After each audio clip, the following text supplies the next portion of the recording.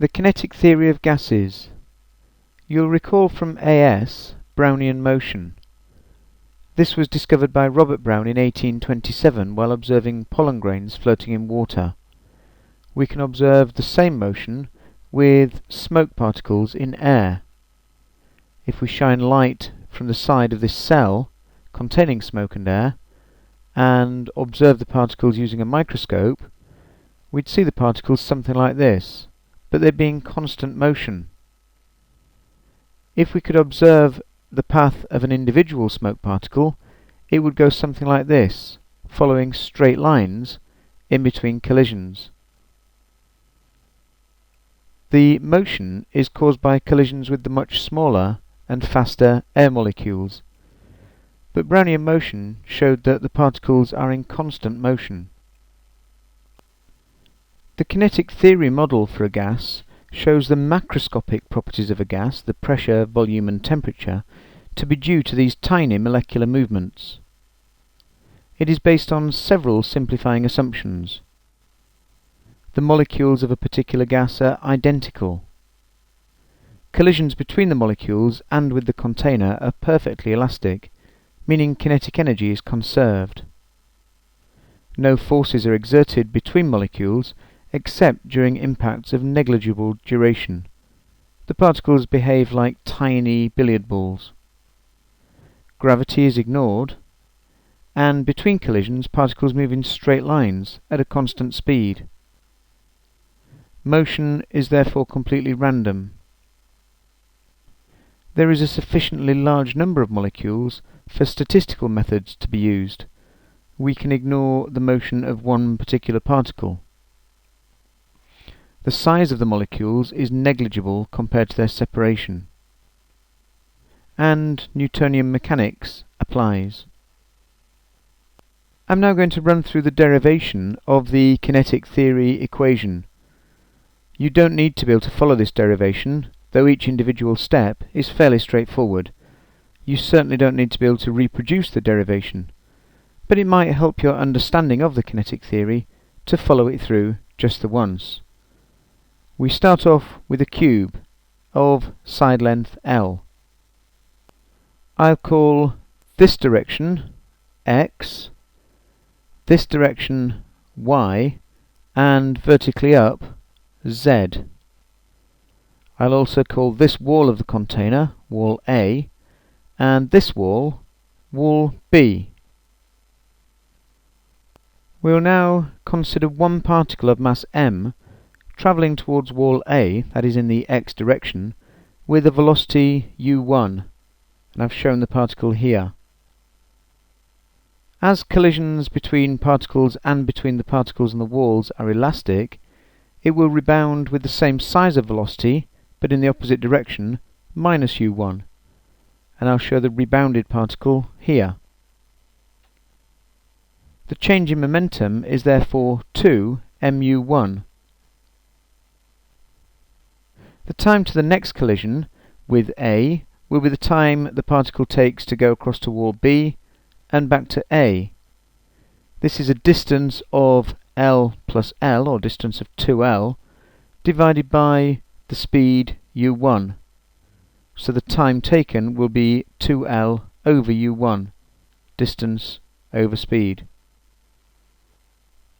From Newton's second law, you know that force is equal to the rate of change of momentum, or change in momentum over time taken, which in this case the change in momentum we said was 2 mu1 over the time taken of 2L over u1, which we can write as mu1 squared over L. Pressure is equal to force divided by area, and the area of wall A is L squared, and we have the force here, so we can write the pressure is equal to mu1 squared over L divided by the area L squared, which we can write as mu1 squared over L cubed. I've copied that final equation onto the next slide. If there are n molecules in the box, and their components of velocity towards wall A, that is in the x direction, are U1, U2 and so on, the total pressure on side A will be m over L cubed times U1 squared plus U2 squared and so on. We can write this term as this, U squared in square brackets. That is what is called the mean square velocity towards wall A. All we've done there is found the average of the velocities squared. The particles won't just be bouncing back and forth between walls A and B, they'll be going in all directions, and we can say their actual velocity has a value c. So if c is the resultant velocity of a particle with x, y and z components u, v and w, where u is the velocity in the x direction, v the velocity in the y direction, and w the velocity in the z direction, then we can say that their actual velocity squared will be equal to their x component squared, which we call u squared, their y component squared, which we call v squared, and their z component squared we'll call w squared. And for all the molecules, their mean square speed will be equal to their mean square speed in the x direction, plus their mean square speed in the y direction, plus their mean square speed in the z direction. Again, I've copied that last equation onto the next slide. One other thing, length cubed of our cube is equal to the volume.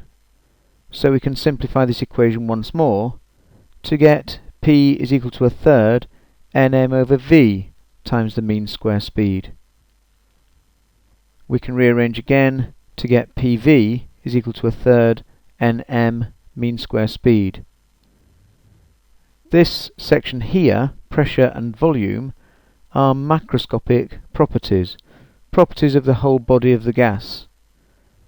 These quantities here are microscopic properties relating to the individual molecules in the gas.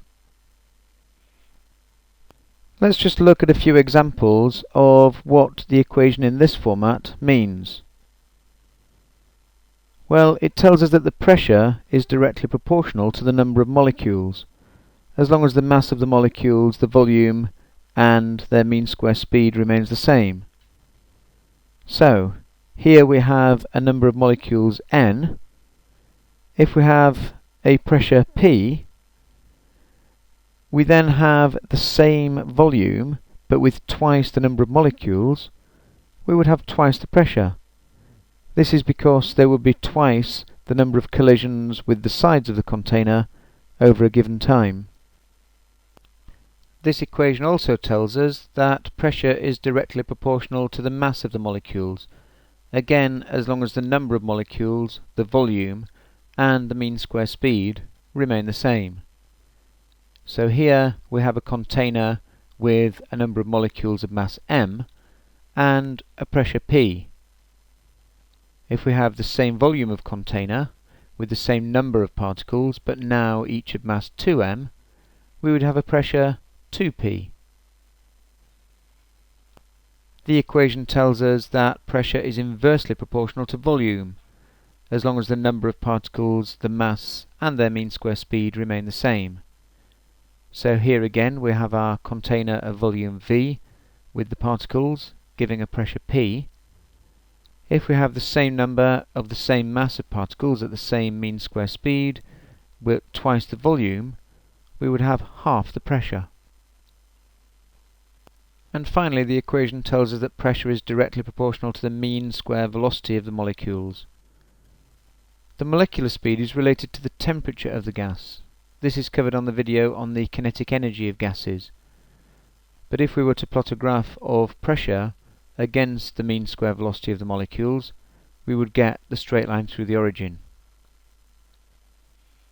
We can demonstrate some of these ideas quite simply in the lab using a container with a vibrating base. That causes these steel balls to bounce up and down. As they hit the lid, which is able to move, they can move it higher. The height of the lid will depend on the speed and the mass and the number of balls. If we now increase the mass of the lid until, with the same level of vibration, the balls are taking up half the volume, we now have twice the pressure. So by doubling the pressure, we've halved the volume. But if we now double the number of particles in the container, we would get back to the original volume. So now, doubling the number of molecules has doubled the volume.